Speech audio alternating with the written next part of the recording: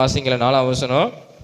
அந்த விஷப்பூச்சி அவன் கையிலே தொங்குகிறதை அந்நியராகிய அந்த தீவார் கண்டபோது, இந்த மனுஷன் கொலைபாதகன், இதற்கு சந்தேகமில்லை, இவன் சமுத்திரத்துக்கு தப்பி வந்ததும் பலியானது இவனை பிழைக்க ஓட்டவில்லை என்று தங்களுக்குள்ளே சொல்லிக் கொண்டார்கள்.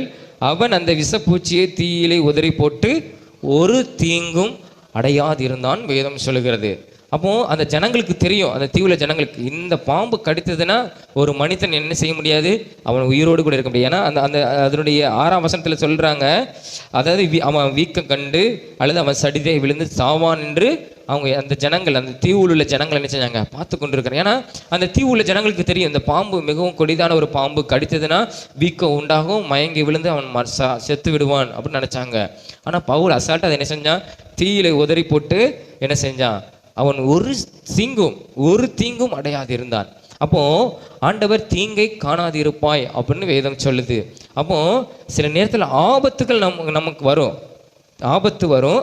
ஆனால் அந்த ஆபத்தின் மூலமாய் நம்மளுக்கு ஒரு தீங்கும் வராதவாறு இயேசு நம்மளை என்ன செய்வார், அவர் பாதுகாத்து கொள்வார். நம்ம நினைப்போம் தீங்கை நீ காணாது இருப்பாய் அப்படின்னா, அந்த ஆபத்து வரும். ஆனால் அந்த ஆபத்தின் மூலமாய் வருகிற தீங்கை நாம் என்ன செய்ய மாட்டோம், நம்ம அடைய மாட்டோம். கர்த்தர் இயேசு நம்மளை என்ன செய்வார், இந்த வாலிப நாட்களிலே நம்மளை என்ன செய்வார், பாதுகாப்பார். அப்போ பவுலுடைய வாழ்க்கையில் அந்த பெரிய விஷப்பூச்சி கடித்து அவனுக்கு ஒரு ட்ரீட்மெண்ட்டும் கிடையாது, ஒரு மருந்தும் அவனுக்கு கொடுக்கல.